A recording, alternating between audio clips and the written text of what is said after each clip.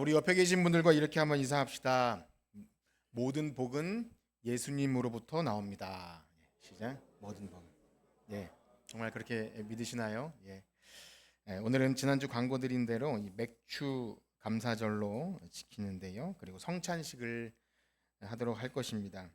그런데 지난주 광고 때 잠깐 말씀드린 것처럼 오늘날 현대교회 우리가 오늘날 이 현대 사회를 살아가면서 이 맥주 감사절을 지킨다는 것의 의미가 많이 퇴색되어 온 부분이 있어서 그것에 대해 잠깐 말씀드리고자 하는데요. 그냥 무턱대고 안 지키든지 혹은 그냥 덮어놓고 지키든지 할 것이 아니라 우리가 절기를 지킨다면 왜 지키고 또 안 지킨다면 왜 안 지키는지 그 의미를 알고 또 지킨다면 무슨 유익이 있는지를 고민해 볼 필요가 있다. 이렇게 말씀을 드렸습니다.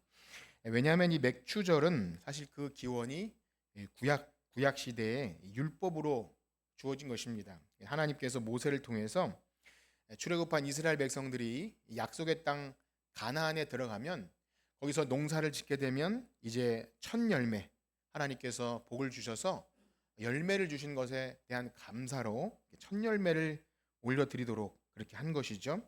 그래서 이제 여기 맥주절 할 때 맥자가 보리 맥자이지만 사실상 원어는 보리가 아닙니다. 뭐 보리도 포함될 수 있겠지만 그냥 밀이고요. 밀을 포함한 모든 곡식들, 모든 열매들을 처음 주신 것에 대한 감사로 첫 열매로 드리는 것이죠. 그래서 지금도 유대인의 3대 절기 중에 하나로 이 맥주절을 지키고요.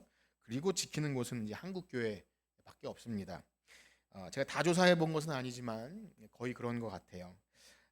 그리고 오늘날 예수 그리스도를 믿는 믿음 안에 있는 우리들은 모든 율법의 요구가 없기 때문에 우리가 율법적으로 이 절기를 지킬 의무는 더 이상 우리에게 주어지지 않습니다. 그런데 아마도 여러 가지 뭐 아주 100% 조사를 한 건 아니지만 우리 한국 교회가 이 절기를 지키게 된 배경은 아무래도 농업 사회였던 우리 한국 사회에 기독교가 들어올 때 우리 젊은 분들, 저를 포함한 분들은 경험해 보지 못했겠지만 우리 어르신들은 경험한 보릿고개, 그렇죠? 이 보릿고개라는 말이 있듯이 가을이 되기 전에 여름에 먼저 보리를 추수하고 그것으로 이제 배고픔을 이겼던 그것과 연결돼서 이 맥주 감사절이 한국 교회 절기로 자리를 잡았을 것이다. 여러 얘기가 있지만 어쨌든 그것과 연관이 있고요.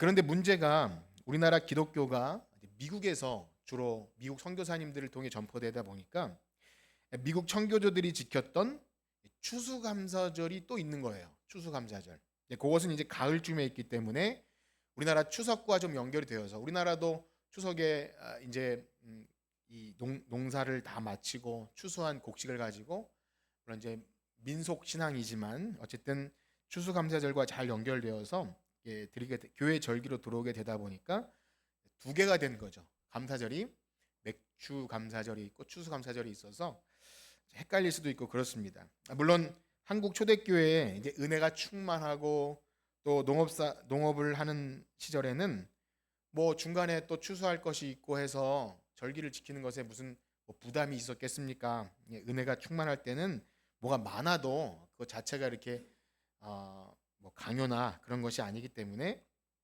은혜가 되었죠. 그러나 오늘날 이제 농촌 사회가 아니고서는 거의 도시 문화이고 우리 교회도 도시에 있지 않습니까? 그리고 뭐 재개발도 되고 또 산업 사회를 살아가는 우리들에게 농촌의 어떤 추수의 절기에 맞춰서 교회 절기를 지킨다는 것은 약간 또 어색한 부분이 없지 않아 있는 것이죠.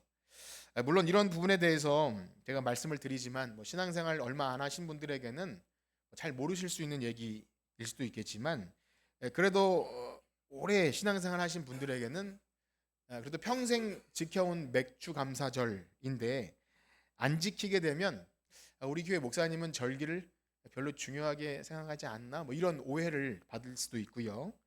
또 아직 한국 교회 안에는 이 절기를 순수한 마음으로 지키시는 분들 또 교회가 많이 있습니다.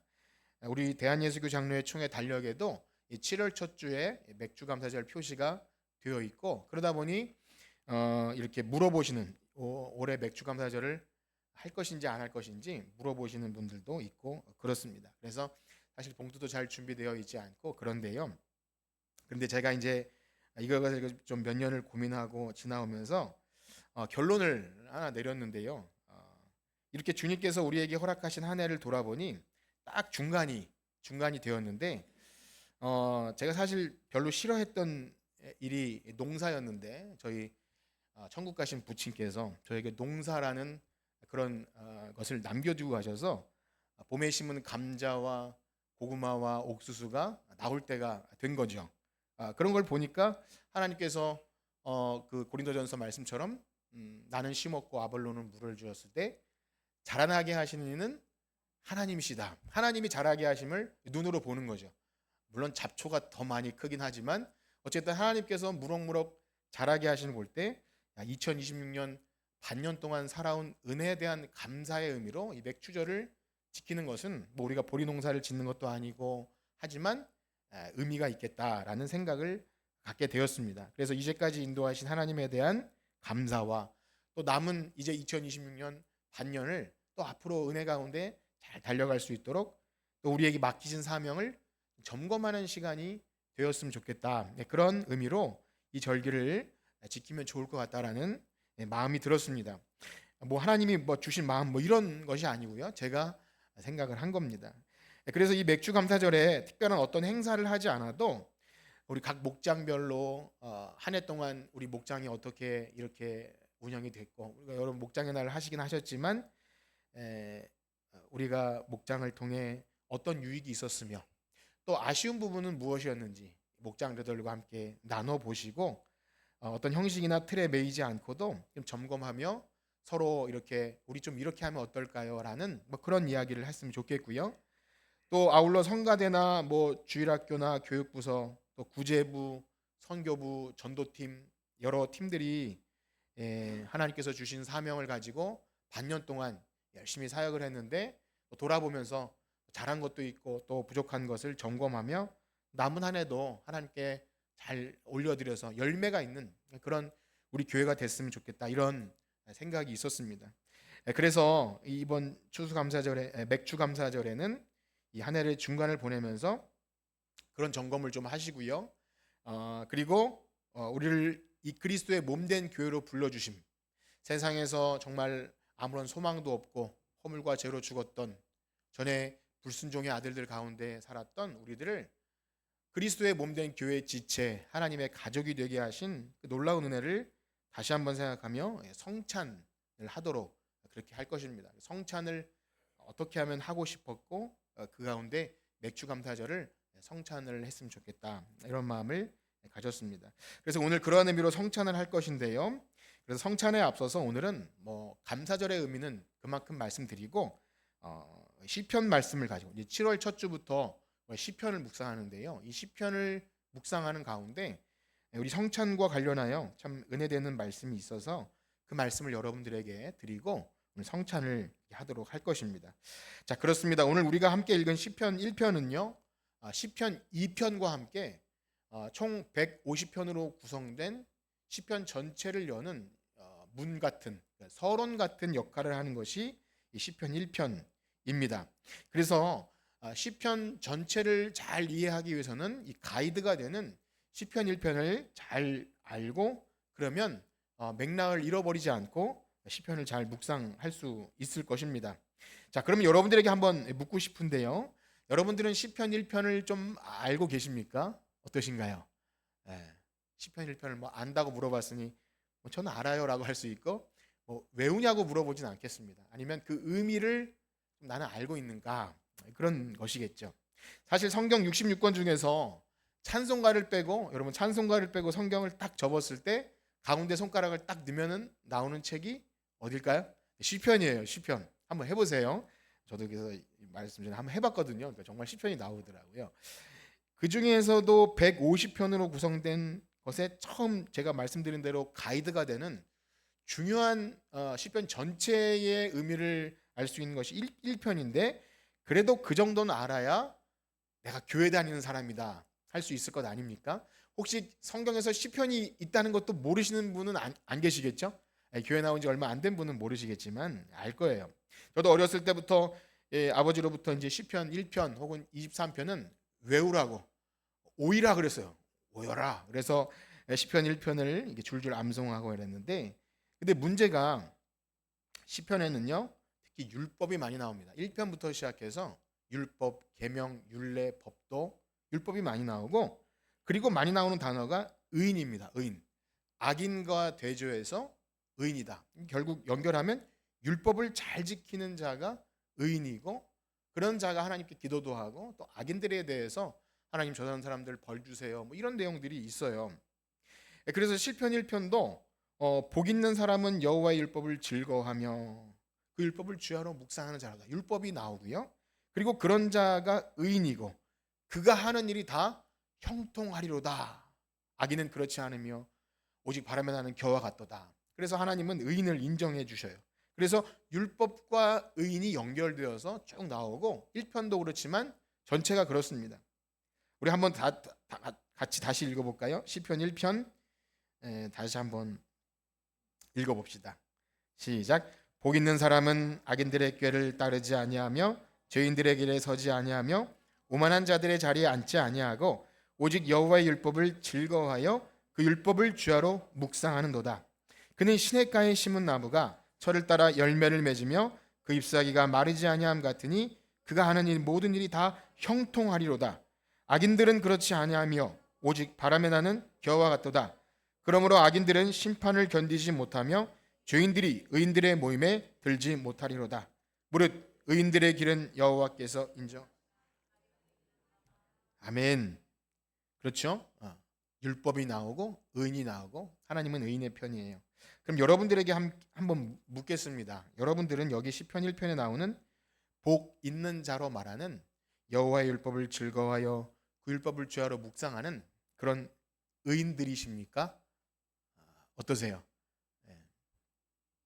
사실 이 질문에는 그 용어의 의미들을 명확히 해야 하는 몇 가지 과제들이 남아 있기 때문에 일단 뭐 그렇다 아니다 섣불리 대답하기엔 좀 섣부른 감이 있어요. 많이 뭔가 부연 설명이 필요합니다. 자, 그러나 어쨌든 우리는 이 말씀을 좀 쉽게 뭐 매일 성경 묵상하라거나 할 때 좀 단순히 이해하기 위해서 이것은 그냥 성경 말씀이다. 그러니까 오늘날 우리가 아침 저녁으로 성경 말씀을 묵상하고 어떻게든 그 말씀대로 살려고 듣고 외우고 그렇게 하면 그 복 있는 자 아니겠는가? 그렇죠. 여러분 어떻습니까? 하나님의 말씀을 사랑하여 여러분들이 아침 저녁으로 이 말씀을 묵상한다면 정말 복 있는 자 아니겠습니까? 저는 그렇게 믿어요. 정말 여러분이 그러셨으면 좋겠어요. 물론 우리는 그렇게 이해할 수 있어요. 참 좋은 신앙이에요. 오늘날 성경을 너무 보지 않아서 이렇게 물론 잘 보시는 분도 있지만 매일 성경이라는 이렇게 짧은 조그만 책자라도 해서 뭐 차에도 두고 또 여러 화장실에도 두고 책상 앞에 두고 학생들에게는 뭐 학교에도 가져가라 이렇게 하면서 보게 하지만 참 말씀 보기가 쉽지 않은 거죠. 이것이 복 받는 비결이라고 해도 사실은 오늘날 뭐 복을 요구하지 않는 시대이기도 하지만 어쨌든 이렇게 이해해서 내가 말씀을 사랑하고 그러면 이것이 시편에서 말하는 의인이고 복 있는 자이겠느냐는 거예요. 그런데요, 사실 여기 시편의 저자가 이 즐거워하고 묵상하는 것은 그야말로 율법입니다. 계명, 율례, 법도. 우리가 느끼기에 그렇게 살갑게 여길 수 없는 좀 딱딱한 거죠. 오늘 제목도 얼마나 딱딱합니까? 무슨 율법과 뭐 의인 이런 제목은 이 어그로를 끌 수 없는 제목이에요. 벌써 설교가 재미없겠다 느낄 정도로 별로 그래요. 차라리 좀 궁금증을 들게 하는 그런 제목이 훨 낫지 이런 제목은 재미가 없어요. 그런데요, 우리는 생각해야 합니다. 하나님은요, 우리 인생들과 의미 있는 관계를 맺으시는데 무엇을 통해 맺으신다고 했죠? 언약을 통해 맺으시잖아요. 언약 백성이잖아요. 그런데 그 언약의 실제적인 내용이 뭐라 그랬죠? 율법이에요. 계명이에요. 계명. 그러니까 이것을 우리가 빼먹고 은혜를 얘기하거나 복음을 얘기할 수 없습니다. 특별히 우리는 하나님 믿고 성경 66권을 다 주신 말씀이라고 여기면서 이 율법은 마치 구약 시대에 폐기된 더 이상 쓸데없는 것처럼 여기고 더 알 필요가 없다고 여기기도 해요. 그럼 제가 이렇게 말씀드리면 이제 십계명 지켜야 하는 겁니까? 이렇게 또 금방 이해하려고 하지만 그런 말씀은 아닙니다. 자, 그런데 우리 죄인들에게 있어서 율법하면 어떤 느낌이 들죠? 율법하면 좋습니까? 싫습니까? 싫다고 하세요, 그냥. 왜냐하면 율법은 뭘 하라, 하지 말라예요. 이렇게 하면 복을 주겠다, 이렇게 하지 마라, 아니면 벌 주겠다. 이 말씀대로 하면 네가 살겠고, 아니면 내가 너를 벌 주겠다. 이게 계명이에요. 그리고 하나님께서 인생들과 이렇게 언약을 맺으실 때 계명을 통해서 언약을 맺으셔요. 그러니까 많은 부연 설명이 필요하지만 단순히 얘기하면 우리 중 누구도 이 율법이 즐거워서 아침 저녁으로 묵상하고 하나님의 법이 얼마나 아름다운지요, 내 목에 금사슬입니다 하면서 내가 그 율법을 너무 사랑해서 지키고 싶은 마음이 막 든다면 축복합니다. 그런 분들이 있다면 너무 귀한 거죠. 저조차도 누군가 하지 마라, 하라, 하나님 말씀이 이렇게 악덕목이 있고 이건 죄다 하면 그렇게 감사합니다 이렇게 되기가 쉽지 않아요. 내가 또 정죄감 받는 느낌 들고 이렇게 하라고 하면 또 너무 힘든데 꼭 이렇게 신앙생활 해야 하나, 이런 것이 율법이에요. 그야말로 하라 하지 말라가 율법입니다. 그래서 율법은 나를 정죄하고 지적합니다. 계속해서 뭘 하라고 하지 말라고 하는 건 어른이나 아이들이나 똑같아요.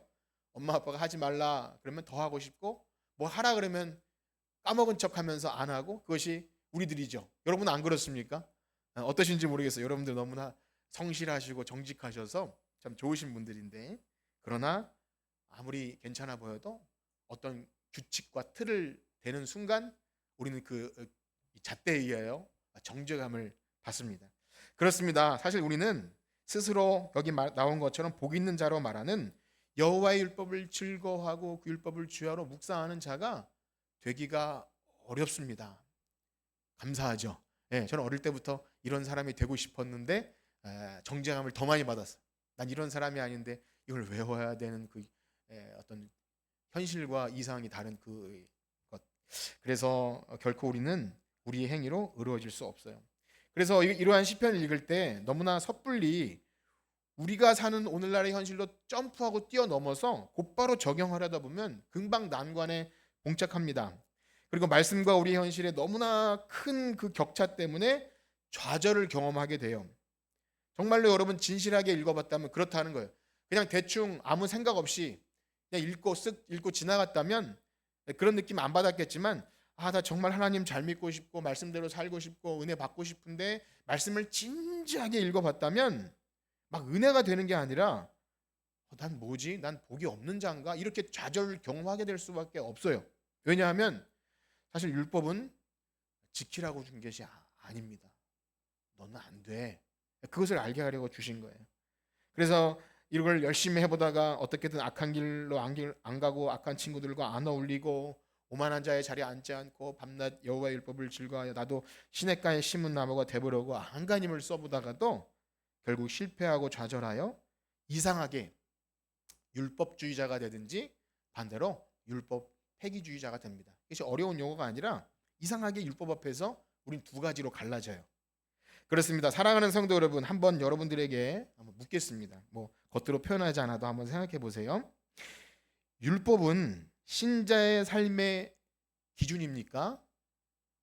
어때요? 율법은 신자의 삶의 기준입니까? 네. 그렇게 생각하시는 분들은 나는 그렇게 생각한다고 한번 생각해 보세요. 자, 반대로 그러면 율법은 신자의 삶의 기준이 아닙니까? 아무 생각 없어요?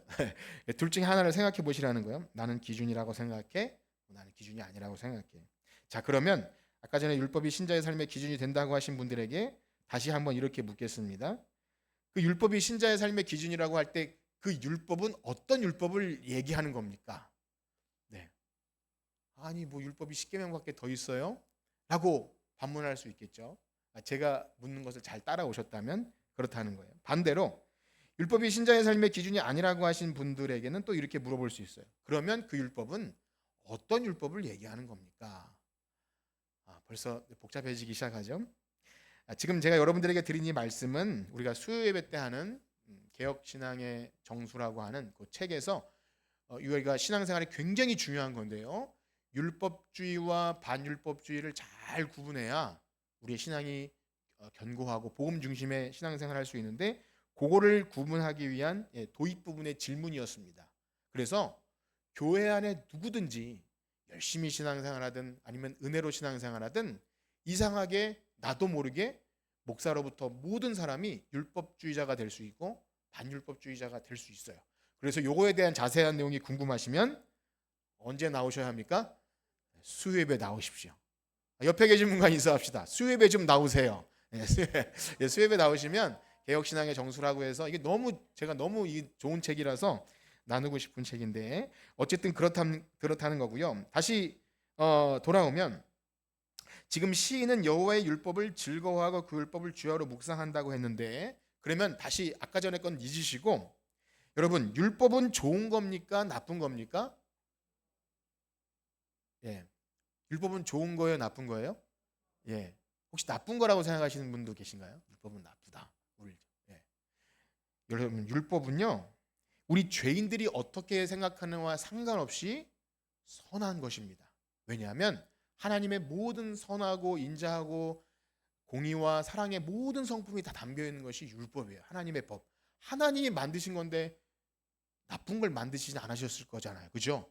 그래서 태초의 아담은 이 율법을 지킴으로 의롭다 인정받을 수 있었던 거예요. 하나님의 거룩한 법으로 살게 하신 겁니다. 비록 우리가 죄로 인하여 하나님의 형상을 잃어버리고, 그래서 하나님의 선한 율법을 지키지 못하는 그런 비참한 상태가 되어서, 율법이라는 말을 들으면 이렇게 소름 돋고 경기가 이를 정도로 교회에서 왜 율법 그런 얘기 하냐고 그런 분들이 실제로 많이 있다 그래요. 왜 은혜로 구원받았는데 무슨 십계명 율법을 얘기하고 뭐 이런, 그렇게 하는 분들이 실제 있다고 해요. 그래서 그게 당연하죠. 하나님의 법이 무섭고 두렵게 여겨져서 무거운 짐처럼 여겨지는 것이 바로 우리의 상태가 맞습니다. 죄로 인하여 하나님과의 선한 관계가 깨어진 상태는 하나님의 법이 좋게 들리지가 않아요. 마치 사랑하는 사람과의 관계가 깨지면 그전에는 내가 어떤 사람의 노예가 될 정도로 정말로 사랑 관계에 있기 원하지만, 그 아름다운 관계가 깨져버리면 나에게 뭘 시키는 것이 막 짜증이 나고 싫고 하는 것처럼, 사춘기 아이들이 우리 부모님이 뭐라고 얘기하면 막 꼬아서 듣는 것처럼 그런 상태가 되는 거예요. 하나님이 아무리 선한 율법을 얘기해도 결코 순종할 수 없는 상태가 되는 것이 우리들의 상태입니다. 그래서 죄로 인하여 하나님과 멀어진 우리들은 율법의 요구를 이룰 수 없고 남아있는 것이라고 한다면 한번 따라해 볼까요? 율법의 저주. 율법의 저주만 남아있어요. 뭐죠? 죄의 삭은 무엇입니까? 사망만 남은 거예요. 넌 죄를 졌으니까 그에 대한 죄값을 받아야 돼. 영원한 형벌을 받아야 돼. 사망은 세 가지가 있습니다. 우리는 태어날 때부터 영적으로 죽어서 태어나고요. 그리고 우리의 몸도 죽고요. 그리고 영원한 둘째 사망에 이르는 것은 다 무엇 때문입니까? 죄인데요. 그 죄는 율법 때문에 온 거예요. 그러니까 제가 물어본 거예요. 율법이 좋은 겁니까? 나쁜 겁니까? 물어볼 때 헷갈려요. 율법 때문에 내가 죄인 됐으니 율법은 나쁜 거 아닙니까? 근데 그렇지 않다는 거예요. 죄인 된 상태이기 때문에 우리가 잘 이해할 수 없어요. 그렇습니다. 그런 면에서 보면 시편 1편에 이 시냇가에 심은 나무가 아무리 되고 싶어도 이 시냇가에 심은 나무는 누가 심어놓은 거예요. 시냇가에 수동태로 심겨진 나무입니다. 심겨지지 않고선 결코 하나님의 말씀을 공급받을 수 없는 죄와 사망으로 허물로 죽어있는 우리 상태입니다. 자, 그렇다면 이런 생각이 들어요. 시편 1편은 지금 누구를 약올리는 것 같아요.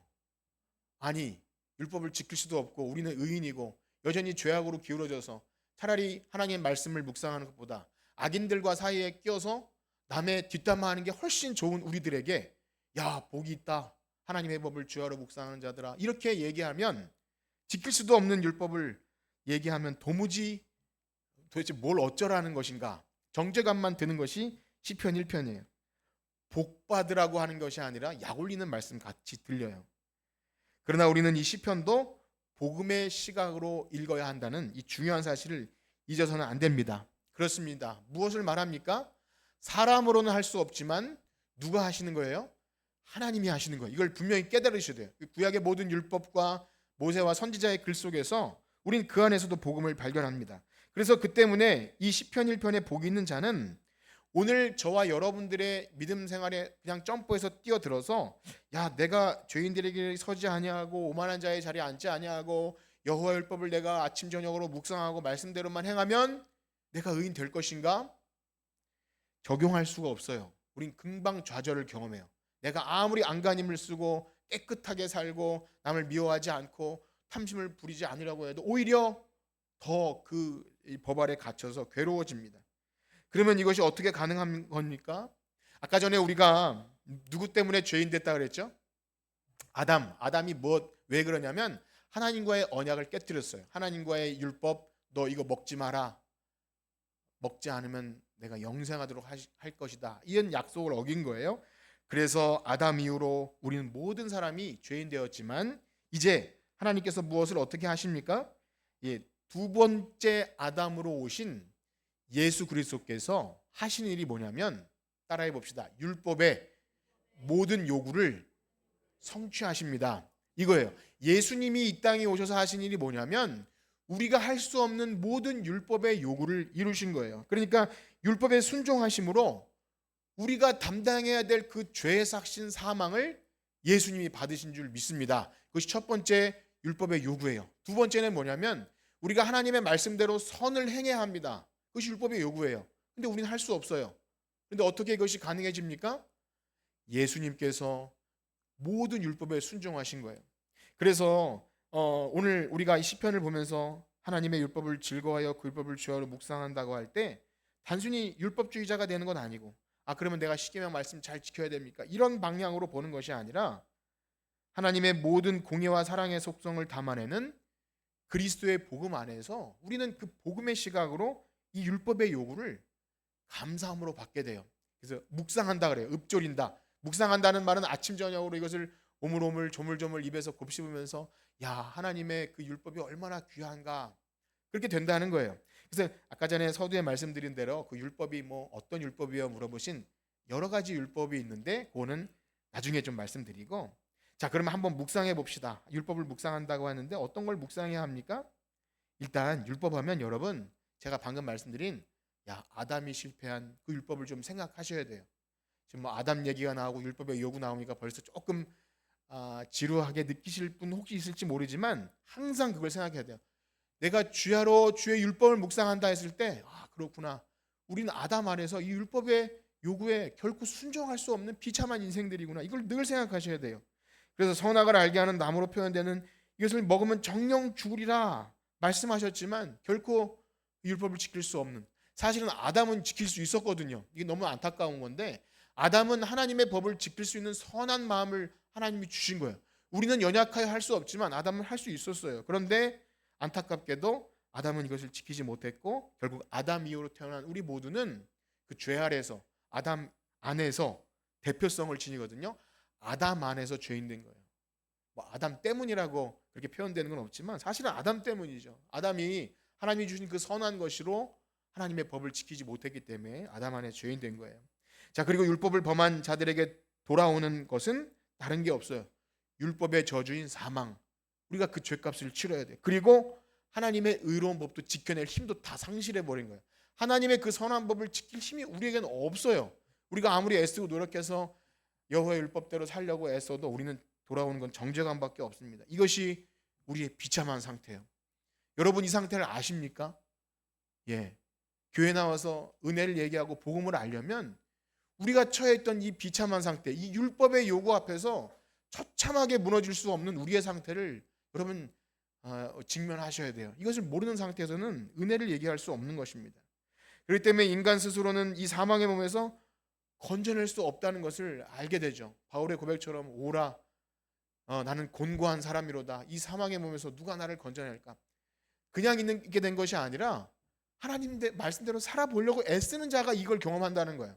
그래서 교회에 좀 안 빠지고 나으려고 해보고 성경도 좀 읽으려고 해보고 남에게 악한 말도 안 하려고 해요. 그래도 좀 해보면 이걸 경험해요. 야 나는 안 될 인간이구나. 이 율법 아래 갇혀있다는 것을 절감합니다. 그러나 둘째 아담으로 오신 예수 그리스도께서 율법의 요구를 이루십니다. 우리가 받아야 될 율법의 저주인 사망을 예수 그리스도께서 대신 죽으심으로 갚아주셨고 그리고 우리가 이룰 수 없는 그 사람으로 이룰 수 없는 그 하나님의 거룩한 율법을 예수님이 순종하심으로 의롭게 된 그 그리스도의 의가 우리의 의가 된 줄 믿습니다. 그래서 율법은 이 이중적인 요구를 우리에게 해요. 너 죄지면 벌 받아야 돼. 그리고 선하게 살아야 돼. 이 두 가지 이중적인 요구를 그리스도께서 우리를 위해 대신 이루어 주신 것입니다. 여러분 그것을 믿으십니까? 우리가 예수님을 믿는다고 할 때 이것을 믿는 거예요. 우린 단순히 이제 예수님을 믿는다고 할 때 내가 예수님 믿으면 딸깍 의인돼서 당신 이제 의인입니다. 그 세례 받으니까 그 중간에 많은 내용들을 놓치고 그저 이제 단순하게 생각하다 보니까 복음을 너무 값싼 것으로 여기는 그런 잘못에 빠지는데요. 예수님께서 십자가에서 피 흘려 돌아가실 때 다 이루었다 하지 않습니까? 뭘 다 이루었다는 거예요? 이 율법의 요구를 다 이루신 거예요. 그러니까 이 율법을 우리가 잘 알아야 합니다. 도대체 율법이 우리에게 뭘 요구하는가? 율법은 우리에게 죄를 지으면 사망이 있어야 반드시 사망이 있고 그리고 우리는 하나님 앞에 거룩한 삶을 살아야 한다는 요구는 여전히 지금도 있는 거예요. 그래서 오늘날 우리가 행하는 이 성찬은 우리에게 무엇을 보게 합니까? 그렇구나. 내가 원래 죽었어야 했는데 예수님이 살을 찢기시고 피를 흘리심으로 그 율법의 요구를 이루셨고 그리고 사람의 몸으로 오신 예수님께서 나를 위해 대신 하나님의 율법의 모든 요구를 순종하셨구나. 그것을 우리가 주의 이 떡과 잔을 받으면서 그것을 우리가 알고 믿음으로 받으셔야 합니다. 그러므로 우리가 교회 나와서 예수를 믿는다고 할 때 성경은 우리가 반드시 이것을 기억하게 해요. 성경 전체 66권 말씀을 다 봐야 하는 이유는 단순히 요한복음 3장 16절이나 이제는 주 예수를 믿으라 너와 내 집이 구원을 얻으라 이런 단순한 물론 너무 귀한 말씀이지만 그것만 딸깍 보고 나는 그러면 이제 천국 가는 겁니까? 이렇게 생각하라는 것이 아니라 도대체 어떤 과정을 통해서 예수 그리스도가 그 율법을 다 요구를 이루셨는지를 우리가 알아야 한다는 거예요. 그래야 내가 얼마나 비참한 자였는지를 알고 그리고 내가 이제 이 율법이 내 삶의 기준이 되는 이유를 알아서 즐거움으로 율법에 순종할 수 있게 되는 거예요. 물론 다 지키지 못한다 할지라도 그렇구나. 내가 이루어야 될 것을 주님께서 이루셨는데 그 은혜를 아는 자로서 이렇게 살 수 없다. 감사와 은혜로 율법에 순종하게 되는 것입니다. 그래서 공의로우신 하나님 앞에서 이 율법의 이중적인 요구 여러분 우리의 구원은요 이것 해결되지 않으면 결코 구원은 없는 거예요. 이 율법의 요구가 반드시 이루어져야 하는 것. 그래서 기독교의 구원을 이야기하기 위해서는 우리가 여러분 이것을 아셔야 합니다. 그래도 교회에 잔뼈가 굵고 내가 그래도 직분이 있고 예수 믿는다고 할 때는 그렇구나 율법이 이루나 우리가 주야로 말씀을 주의 율법을 묵상한다고 할 땐 읊조린다고 할 땐 이 율법의 의미를 좀 알고 우린 율법 아래서 저주 아래 갇혀 있는데 예수 그리스도께서 율법의 요구에 순종하셨구나. 그래서 로마서 5장 19절에 보면 한 사람이 순종하지 아니하므로 많은 사람이 죄인 된 것 같이 한 사람이 순종하심으로 많은 사람이 의인되리라. 여러분 우리가 어떻게 의인되었습니까? 무엇으로 의인된 것입니까? 우린 예수 그리스도를 믿는 믿음으로 의인된 거예요. 그런데 예수님이 뭘 하신 거예요? 이 율법의 모든 요구를 순종하신 거예요. 그 순종이 없이는 우리 구원도 없습니다. 사랑하는 성도 여러분, 우리가 교회 다니고 예수를 믿는다고 하여도 이 성경이 말하는 중요한 원리들을 이 율법이나 또 대표성의 원리나 이런 것들을 모를 때 예수 믿고 구원 얻은 것을 굉장히 값싸게 여기고 이 은혜를 아무것도 아닌 것처럼 그렇게 여기는 죄를 범하게 됩니다. 이건 큰 죄입니다. 때때로 어떤 사람들은 스스로 내가 무슨 교회 고객이 된 것처럼 그렇게 여기는 분들도 계시는 것 같아요. 내가 안 나오면 목사님이 무슨 고객을 잃어버려서 굉장히 손해나는 것처럼 그렇게 나를 잘 대접해줘야 되는 것처럼 물론 그렇지 않을지 모르더라도 그런 것이 언행 심사 속에 드러날 때가 있는 것을 보게 됩니다. 그것은요 우리가 도무지 어떤 자인지를 알지 못해서 그런 겁니다. 우리는 스스로 우리 중 누구도 어떤 누구도 율법의 요구를 이룰 수 없는 철저한 죄인이에요. 아니 세상에서는 아무런 소망도 없고 불순종의 아들들 가운데서 죄만 짓다가 죽을 인생들 벌어지도 만도 못한 그런 정말 쓰레기 같은 그런 존재들이라는 것을 알지 못하기 때문에 내가 교회라는 곳에 와서 내 존재를 드러내는 것입니다. 그러나 사랑하는 성도 여러분, 진실로 부흥으로 말미암아 죄 사함 받고 의인 되었다면 내가 이룰 수 없는 이 율법의 요구를 그리스도께서 이루셨다는 것을 진짜 아는 자라면 그렇게 할 수 없는 거죠. 이 율법의 이중적인 요구를 주님께서 다 이루심을 알면 우린 그럴 수 없는 것입니다. 그러므로 우리가 주의 떡과 잔을 받을 때 우리가 그것을 기억해야 합니다. 주님께서 도대체 무엇을 하셨는가? 이 벌레만도 못한 죄인을 위해 주님께서 이루신 의는 무엇인가 아셔야 합니다. 그리고 이 떡과 잔을 받을 때 전에 아무런 소망도 없던 우리가 그리스도의 피로 하나님의 가족이 되었고 그리스도의 몸의 지체가 된 것이 얼마나 감사한지를 아셔야 합니다. 이것을 모르고 주의 떡과 잔을 받으면 주의 몸에 죄를 짓는다 그렇게 말합니다. 그래서 우리는 이 성찬은 우리가 이 땅을 살아가는 동안 교회를 통해 누릴 수 있는 놀라운 은혜의 방편입니다.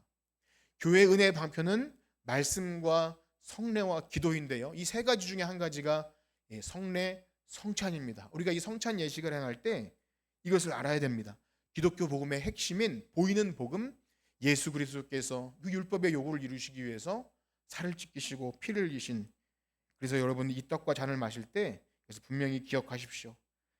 그러나 여기 꼭 자격 없는 자를 그리스도의 율법의 순종으로 말미암아 의인되게 하셨다는 것을 아는 자는, 그 은혜를 진짜 아는 자는 예수님께서 우리를 위하여 종이 되어 섬겨주신 것처럼 서로에 대해서 기쁜 마음으로 종이 되어 섬기는 것입니다. 이 떡과 잔을 마실 때 그러하다는 겁니다. 왜 그렇습니까? 우리 주님께서 우리를 살리시기 위해서 그 부끄러운 십자가를 지실 때 정말 하기 싫은데 억지로 하나님의 말씀엔 순종해야겠고 저 죄인들은 살려야겠고, 그러니까 억지로 지신 것이 아니라 우리 히브리서 12장 2절의 말씀 보면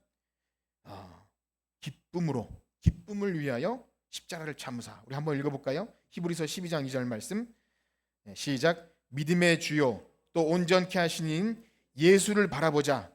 그는 그 앞에 있는 기쁨을 위하여 십자가를 참으사 부끄러움을 개의치 아니하시더니 하나님 보좌 우편에. 아멘. 그러한 의미에서 그리스도의 순종을 아는 자들은 기쁨으로 십자가를 지신 예수 그리스도의 그 율법의 순종을 아는 우리들은 시편 4편에 보면 주께서 내 마음에 두신 기쁨, 세상에 줄 수 없는 놀라운 기쁨 때문에 형제를 섬기게 됩니다. 우리 시편 4편 7절 한번 읽어볼까요? 시편 4편 7절 시작. 주께서 내 마음에 두신 기쁨은 그들의 곡식과 새 포도주가 풍성할 때보다 더하니이다. 아멘. 사랑하는 성도 여러분, 맥주 감사절인데 우리에게 무슨 곡식과 이런 것은 없다 할지라도 복음의 은혜, 주님께서 우리를 위하여 순종하신 그 율법의 요구가 그 복음으로 우리 안에 확실히 있다면 주님께서 그 십자가의 부끄러움을 개의치 않고 기쁨으로 십자가를 지신 그 섬김이 우리 안에 있게 되기를 축복합니다. 그래서 그 기쁨으로 섬기는 거예요. 여러분, 교회 안에서 누군가를 섬기고 봉사하고 설거지를 하고 전도를 하고 이 모든 일은 율법의 요구가 아니라 주님께서 율법의 요구를 다 이루셨기 때문에 정말 사랑하는 마음으로 기쁨과 감사로 주님을 사랑하는 마음으로 성도를 섬기는 줄 믿습니다. 어떠십니까? 여러분, 그렇게 섬기기를 원하십니까? 우리 성찬을 함께 받는 우리에게 그런 놀라운 은혜가 있기를 주님의 이름으로 축복합니다. 기도하겠습니다. 하나님 아버지, 오늘 맥주 감사절로 한 해를 반년을 지켜주신 은혜 감사합니다. 그리고 사랑하는 성도들이 그 복음의 은혜를 알아서 우리를 위하여 그 율법의 요구를 순종하신 예수 그리스도의 복음의 은혜를 알아서 한몸 되었음을 감사하는 성찬을 행합니다. 주님, 이 시간에 성령으로 임재하셔서 우리 마음에 감동을 주시고 복음의 은혜로 말미암아 기쁨이, 그리스도께서 십자가를 지신 그 기쁨이 우리 안에도 있게 하여 주시옵소서. 예수님의 이름으로 기도합니다. 아멘. 우리